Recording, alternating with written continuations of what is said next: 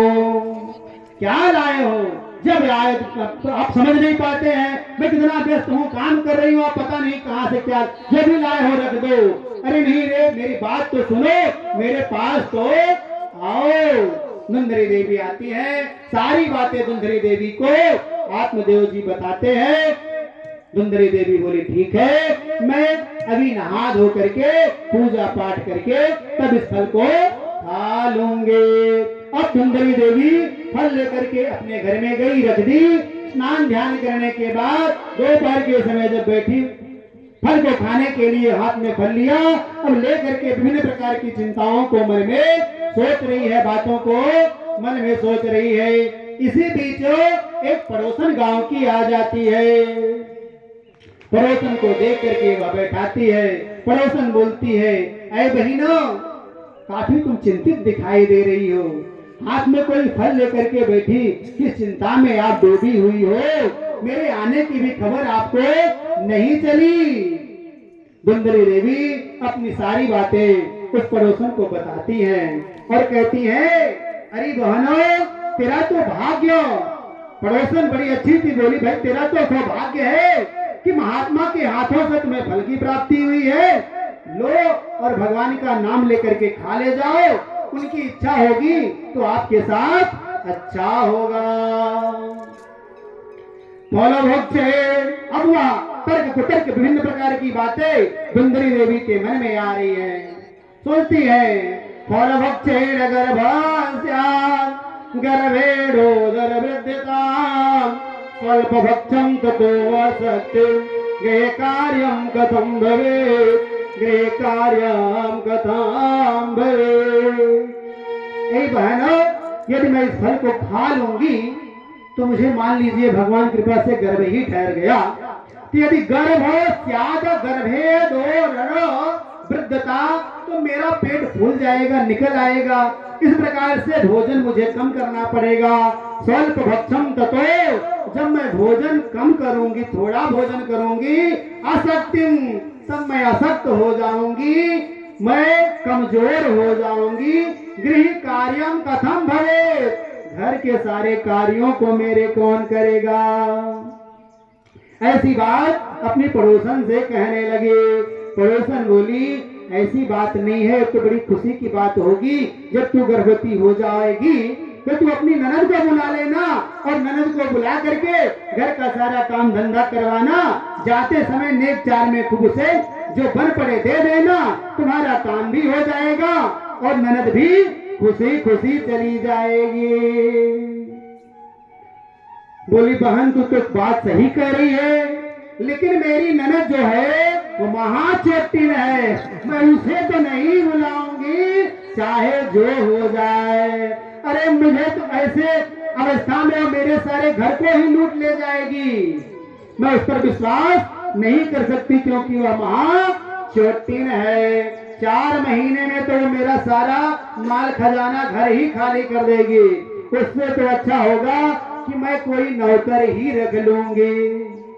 पड़ोसन बोली, हाँ बहन ठीक है, चल तेरी इच्छा है, ठीक है नौकर ही रख लेना, लेकिन फल को खा ले। फिर धुंधरी कहने लगी, अच्छा फल को तो मैं खा लूंगी तेरे कहने पर एक बात मैंने सुना है कि गर्भवती स्त्री ज्यादा तेज दौड़ नहीं पाती है। कह रहे हैं, पड़ोसन बोली, तुझे कहाँ भाग दौड़ करना होगा, भाई घर में ही तो रहना है, नौकर चाकर रहेंगे, तुम काम करना, आराम से करना, काम तो नौकर चाकर करेंगे। धुंधरी बोली, घर में आराम तो करूंगी, लेकिन अगर अचानक कभी आग लग गई या भूकंप वगैरह आ गया तो देख बहन सारे लोग तो भाग जाएंगे, मरना मुझे पड़ेगा, मुझे फल वल नहीं खाना है। ये बाबा बैरागियों के चक्कर में मैं पड़ने वाली नहीं हूँ। खावे पहिरे ढोंगते ये जोगी अवधूत, अरी बहन कहो फलन से होत न देखे पूत, होत न देखे पूत। ये ढोंगी बाबाओं के चक्कर में मुझे नहीं पड़ना, कहीं फल खाने से गर्भ हो जाता है, मैं फल को नहीं खाऊंगे। पड़ोसन बोली, हे भगवान तू क्या ऊट पटांग की बातें कर रही है? यह सब सोचना बंद कर और भगवान का ध्यान करके फल को खा ले। धुंधली बोली अच्छा चल, तू कहती है तो फल को मैं खा लेती हूँ। अच्छा ये बता, मैंने सुना है कि सुखदेव महाराज जी जो थे, सुखदेव जी अपने माता के घर में 12 वर्षों तक ठहर गए थे। और अगर मेरे पेट में 4 वर्ष रुक गया, 2-4 ही वर्ष, तब तो मेरा मरणम तदा में मरणम भवे, तब तो मैं मर ही जाऊंगी। मुझे ऐसे गर्भ के चक्कर में, पुत्र के चक्कर में नहीं पड़ना है। बहुत समझा कर पड़ोसन हार गई, क्योंकि पड़ोसन थी। अगर पट्टीदार होते तो अच्छी बात नहीं बताते।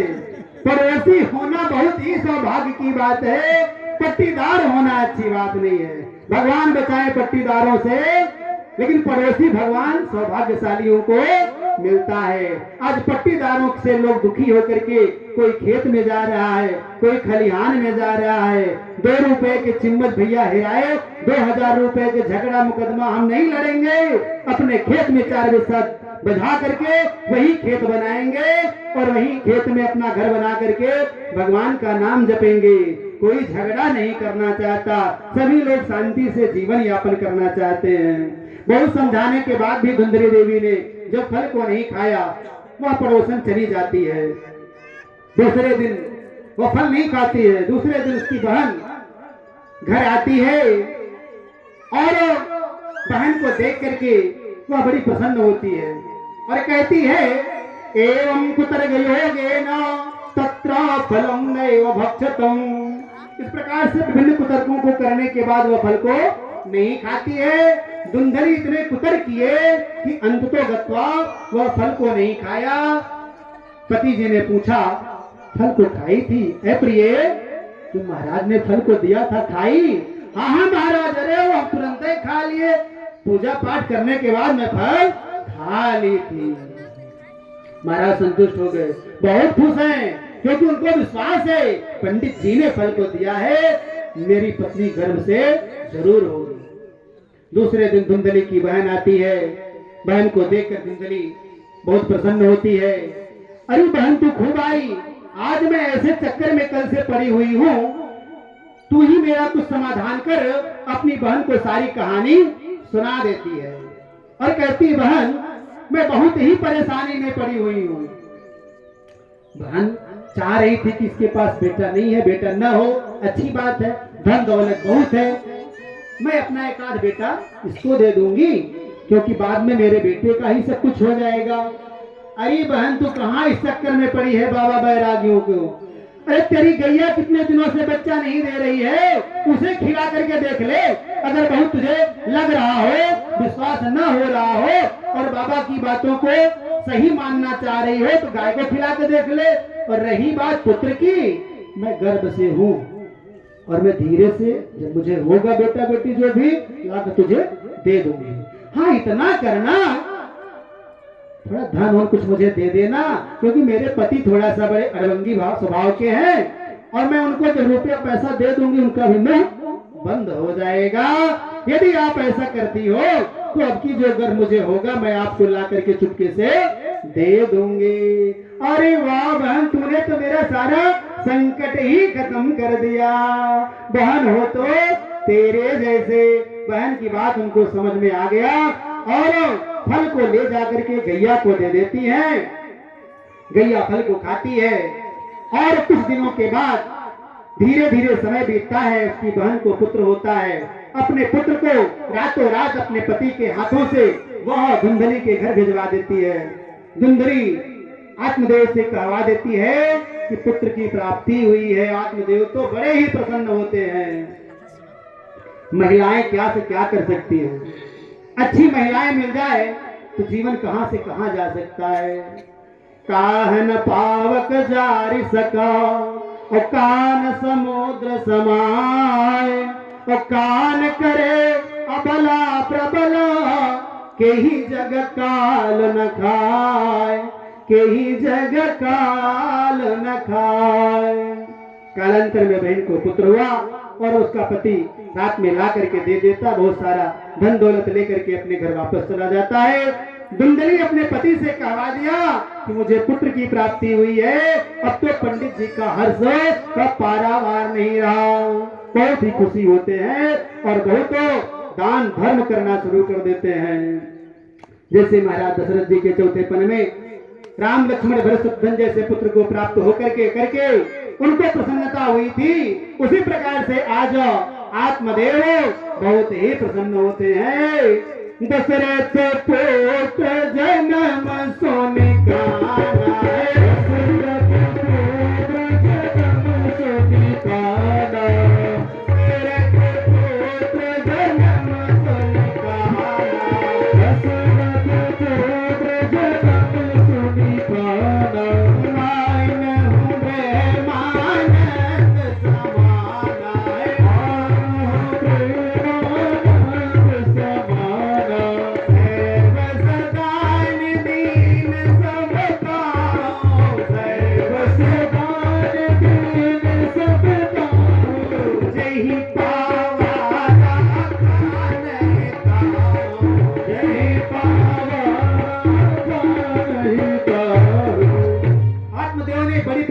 खुश होकर के बहुत दान धर्म किया, उनके खुशी का ठिकाना नहीं रहा और पुत्र की प्राप्ति हुई।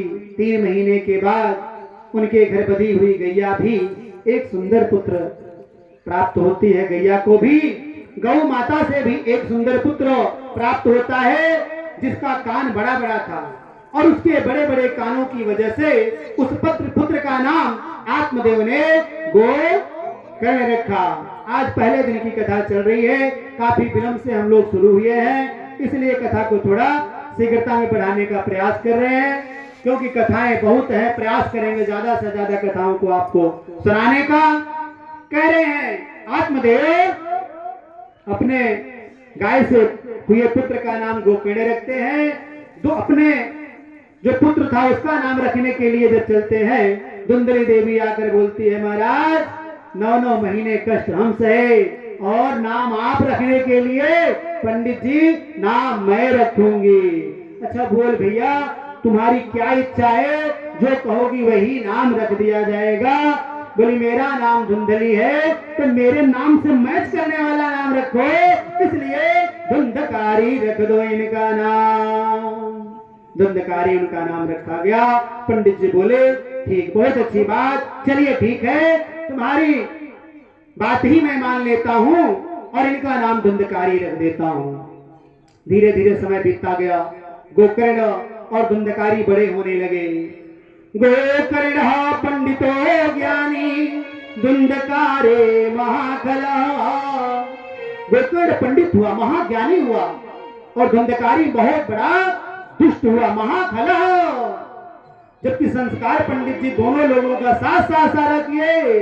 कर्ण भेद उपवीत बिहार, कर्ण भेद उपवीत बिहार, कर्ण भेद उपवीत बिहार।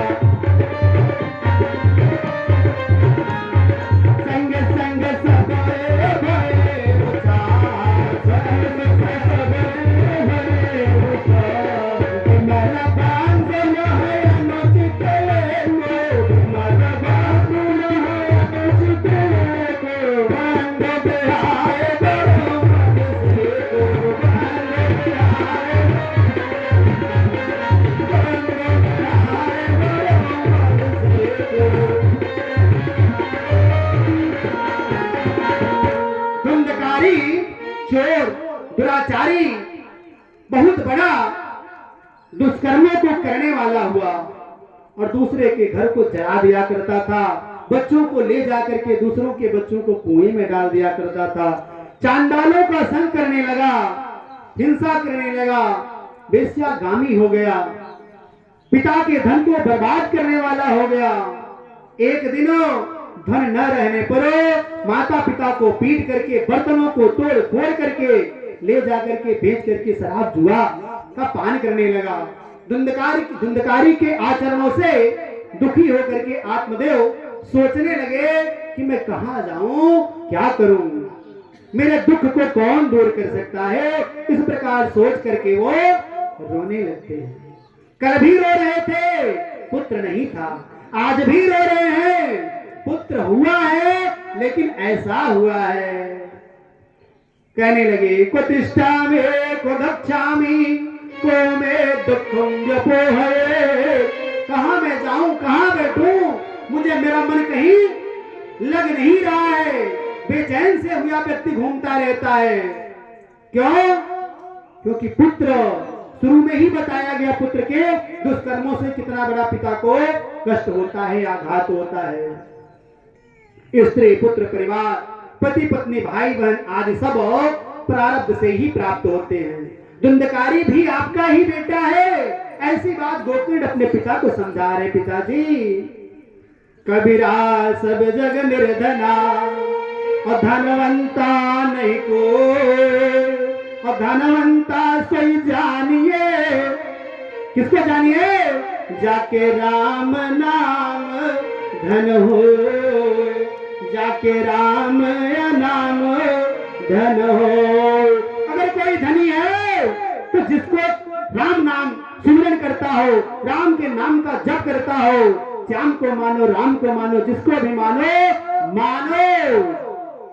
आत्मदेव सोचते हैं कि संसार में मरना तो सबको ही है, परंतु धुंधकारी से मुझे बड़ा ही दुख मिला बेटा।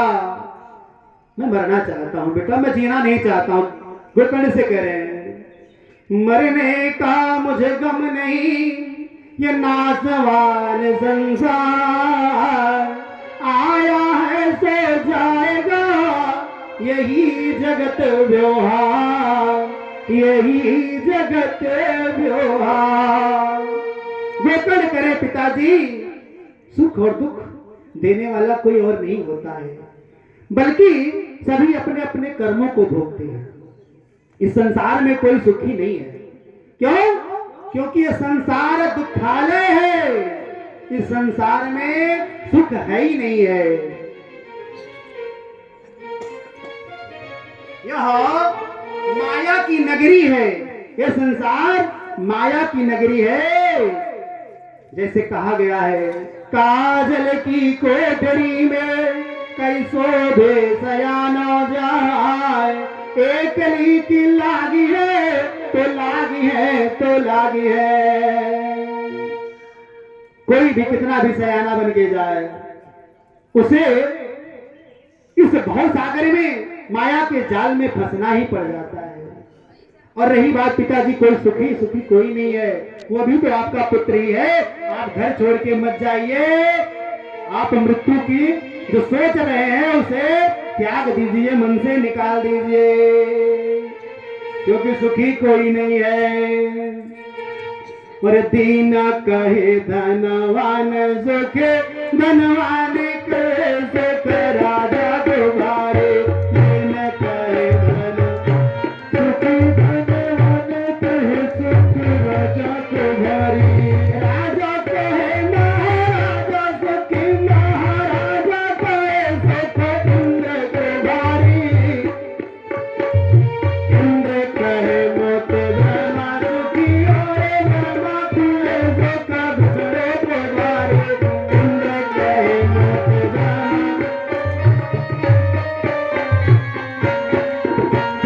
तुलसी आकाश विचारे कहे, हरि नाम बिना सब जीवन कार्य। तुलसी आकाश विचारे कहे, हरि नाम बिना सब जीवन कार्य।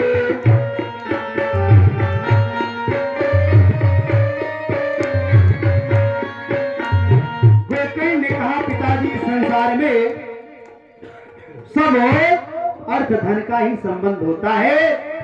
क्यों?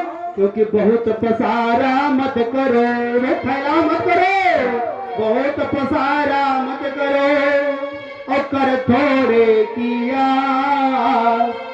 बहुत पसारा जिन किया, वो भी गए निराश, वो भी गए निराश।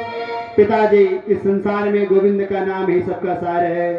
पुनरपि जननम पुनरपि मरणम, पुनरपि जननी जठरे शयनम। ए संसारे खल दुष पारे, कृपया पारे पाहि मुरारे। भज गोविंदम भज गोविंदम भज गोविंदम मूढ़मते। पिताजी, दुख में तो सभी, सुख में तो सभी प्रसन्न होते हैं, लेकिन अगर दुख में जिसे खुश रहना आ जाए उसे ही वास्तव में जीवन जीना मानो कि आ गया है। मुस्कुरा कर गम के रस को जिसको पीना आ गया, मुस्कुरा कर गम के रस को जिसको पीना आ गया, मुस्कुरा कर गम के रस को जिसको पीना आ गया, मुस्कुरा जिसको पीना गया। सच कहो इस जगत में उसको जीना आ गया, सच कहो इस जगत में उसको जीना गया। बिहारी लाल की। इस प्रकार से गोकर्ण द्वारा सारी बातें आत्मदेव के समझ में आ गई। वो बात मान करो, मृत्यु को तो नहीं प्राप्त करते हैं, आत्महत्या नहीं करते हैं, वन को चले जाते हैं, भगवान का स्मरण करते हैं, श्रीमद् भागवत पुराण के 10वें स्कंद का नित्य पाठ करके वह गोविंद के चरणारविंद में लीन हो जाते हैं। धुंधकारी जो सदा करे, धुंधकारी जो सारा समय द्रव्य सुख और काम सुख में बिताया, वही धुंधकारी है। यह क्रोध, कुतर्क और कपट करने वाली माँ का पुत्र है। जैसी माँ वैसा ही पुत्र।